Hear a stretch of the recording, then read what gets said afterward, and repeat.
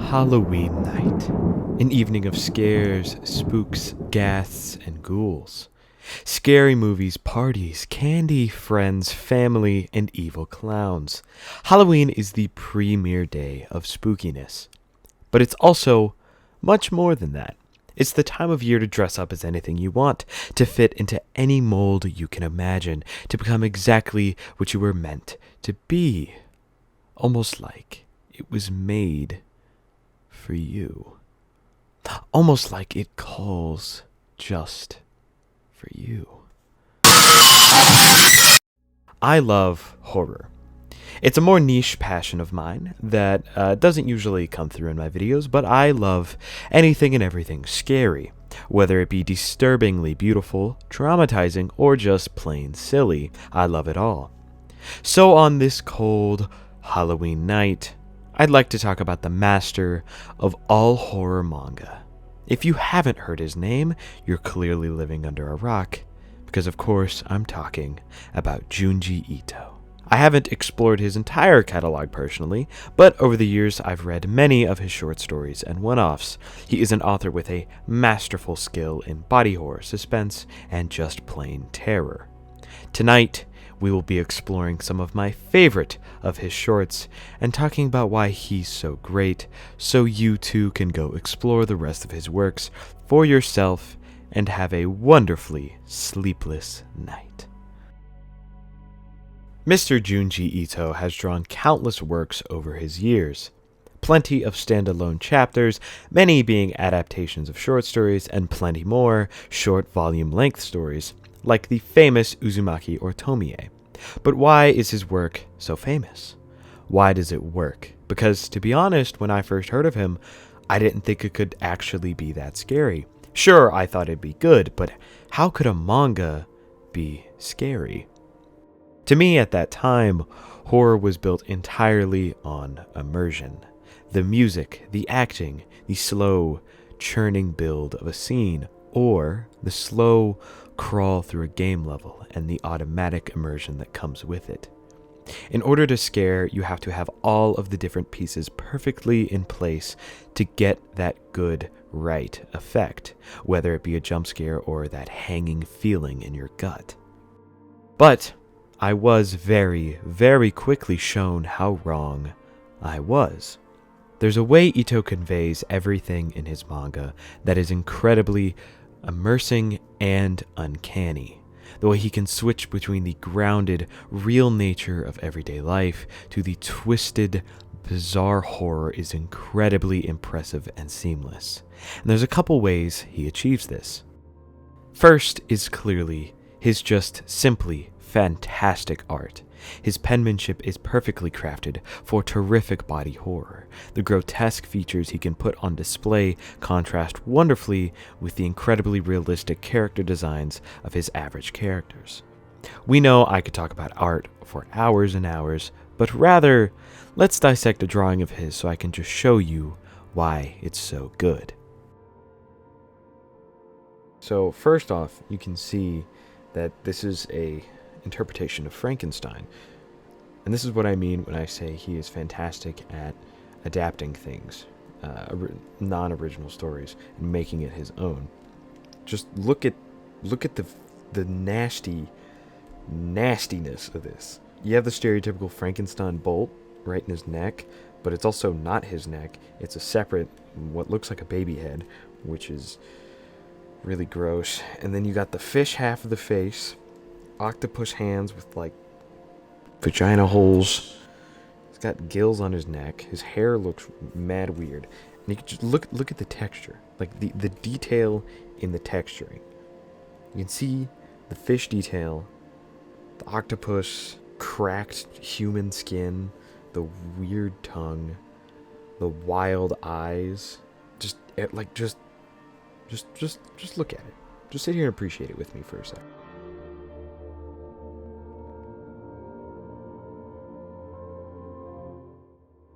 Next, it's the actual content itself. The ideas themselves are just plain terrifying. The fact he can bring them to life so perfectly is why it extends past just being simply great. He tackles some of my favorite types of horror, like cosmic, humanistic, body horror, uncanny stuff, all that. The content itself is often deeply uncomforting, anxiety-inducing, or just plain otherworldly. His ideas are so wild and creative, and they alone are enough to keep you up at night in pure paranoia. Even if they aren't his original stories and he's adapting something, he still finds a way to make it his own and perfectly convey the feelings of the original story and amplify them to the absolute maximum.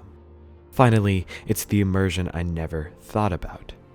I mentioned how horror to me was immersion, and how I didn't see how manga could achieve that. And honestly, it can't utilize this if you read it online, but what I first read from Junji Ito was in this book.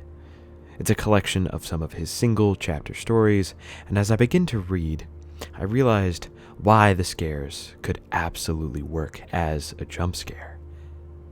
The simple concept of the page turn. I know you've heard of it before. I think I've mentioned it before on this channel. Like in a shonen action manga, the page turn acts as a way to convey the big action shot, flipping from the build-up panel to boom, the big climax hit. Here, it's used to build the slow, strange rise in tension. He almost always uses the last panel of a page before the big scare as a reaction, where you see the character jump or scream, or even just stare in pure terror before you yourself must physically turn the page to reveal this twisted, beautifully horrific image. And then it will just sit there, staring at you. I'd like to use one of my favorite stories from Ito as a way to convey just how fantastic he is at this. The Enigma of Amigara Fault. It's probably Ito's most famous single chapter story. I know I'm not the first to talk about it, and I won't be the last, but it's simply a perfect example for everything I'm talking about in this video. I implore you to go read this yourself. It's only about 30 pages, but if not, that is fine. I will go over it for you.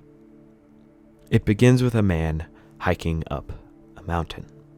There was recently a massive earthquake on a mountain, and researchers and explorers from all over have come to investigate the fault. He meets a young woman, and very quickly she explains how something isn't right. There are dozens and dozens of human-shaped holes on the side of the fault, and as we quickly find out, they are perfectly shaped for specific people. The girl eventually finds hers, and this is where the true nature of this horror begins. This isn't about some great cosmic or ancient being, or some god, or some terrifying monster. The horror here is the anxiety. The fact this hole so perfectly resembles her, and the call of the void that ensues. This weird, twisted compulsion that this hole was made for you. Not just after you, but made specifically for you to go in. No matter how dangerous the void calls, the anxiety grows. You don't want to go, but you feel you must. There is no explicit supernatural entity in this story that calls these people to the holes. That is what is so terrifying. It's purely built on this ranging anxiety and the strange phenomena of that void. But the horror goes much deeper than even that. Who built this? This existential, almost cosmic horror, that it should be absolutely impossible for these tunnels to even be built so perfectly for a person, let alone be completely underground before this earthquake. Once in that hole, it's nothing but loneliness. I personally don't have claustrophobia. I know it's very common and many people have it, but not for me.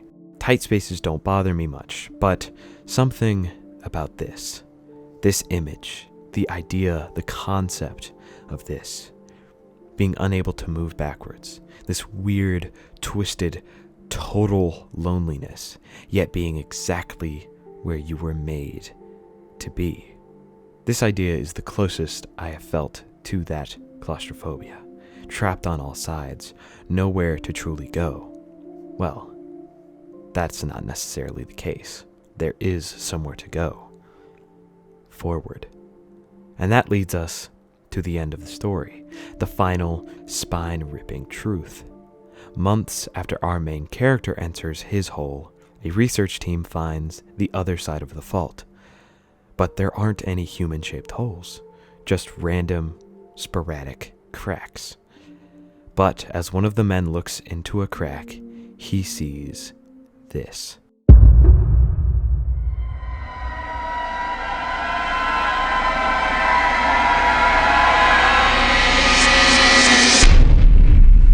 This is the final panel. There's nothing after this. After all the anxiety, the twisted, building terror, we are left with this single, horrible image, the gruesome, terrible fate of those that went into the holes. That is horror. Looking at this, let's talk about the body horror Ito does so perfectly. Body horror is terrifying for a lot of reasons because you don't know how it could look like this. The terror of how this visceral image could be possible. I mentioned earlier the detail, weird twisted flesh. That is body horror. The gore, the nastiness. But, similar to this, I want to talk about Uncanny Valley. Something about the Uncanny Valley is just so incredibly nerve-wracking. Just the slightly off look to it is so deeply disturbing for me, and I know it is for a lot of people as well. The thing about the Uncanny Valley is I've seen a lot of things and people being like, well, if there's a natural disposition and fear for something that looks kind of human and is not, does that mean there's some biological reason we should be afraid of things that kind of look human but aren't? Like some ancient Neanderthal thing? I don't really think that's the case. I think the reason it is so uncomfortable is because of the uncertainty. The fact that it is so close to looking like a real human face, but it just isn't. There's this uncertainty to it, this slight offness that our brains just cannot comprehend, and the fact that it doesn't look perfectly real throws everything off. That is the core of all fear, uncertainty. You aren't afraid of the dark, that's stupid. You're afraid of what's lying beneath the sheet of emptiness. The fact you can't see and the anxiety of what might be there.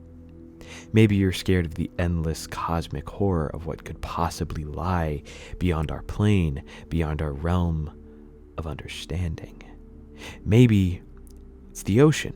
You aren't afraid of water. You're afraid of the fact there's an endless pit beneath you that you cannot see through. You have no idea what lies beneath you. Even spiders. You're afraid of the fact that it somehow might crawl inside your ear and poison your brain and crawl inside your skin and never leave. I could not even look up a picture for this example because that is my irrational fear. Even death. We are fundamentally terrified of death because we cannot be 100% certain of what lies beyond it. But that is horror.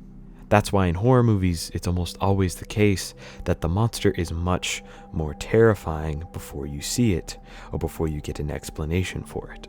When we get an explanation, it grounds it for us. We can rationalize why it isn't as scary. We know what it looks like. Because we always imagine it to be much more horrific than it actually is. But somehow, not with Junji Ito. The way he draws the horrific, mutilated bodies or the terrifying monsters, it always hits perfectly. And a lot of the time, he doesn't give us any actual explanation, like in Amigara. The horror sits and it lingers with the intense details and awful emotions. Junji Ito can hit any and all subgenres of horror and do them perfectly. The way he uses his medium to its maximum potential shines through and creates some of the single greatest manga out there, capable of touching and terrifying any audience, and makes him one of the most famous mangakas in the Western sphere. To me, Ito will always ring out as one of the greatest minds in horror, alongside the likes of Lovecraft, Hitchcock, and King, and in many ways, surpass them. I used to hate horror.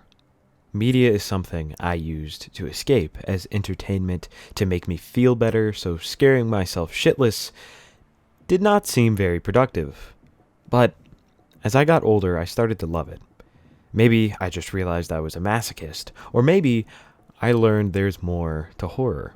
To me, true horror is something that teaches you a lesson, something that has a real meaning to it, something that shows a flaw in our humanity, a flaw in the way we work or perceive. So at the end of the day, it doesn't just leave you with a box full of dread, despair, disgust, fear, whatever. It should have all of that, of course, that's what makes good horror, but it should have just a drop of hope, of retrospective, a lesson you can take into your own life or just use to reflect on the world. Through the despicable lens of the terror, it somehow makes those lessons on our own humanity that much more powerful. I struggled to figure out what exactly I should cover for Halloween this year, but after way too much thinking, it hit me clear as day. Junji Ito was the only option. Ito's work, hidden beneath all the horror and twisted nature, always fills his stories with something so human. While it might not always be incredibly profound or clear, there's something still so enticing about the humanism he always portrays. It shows you it's normal and okay to be scared. You don't have to handle every situation with some hero complex. It's okay to be flawed. It's okay to be human. I hope to see you all next year. Who knows what spooky media I will cover, but I'm sure I'll find some way to make it a nice, neat, hopeful ending. Or maybe not. We'll just have to find out. Have a wonderful and terrifying Halloween, everyone, and I'll see you all next time. Bye-bye.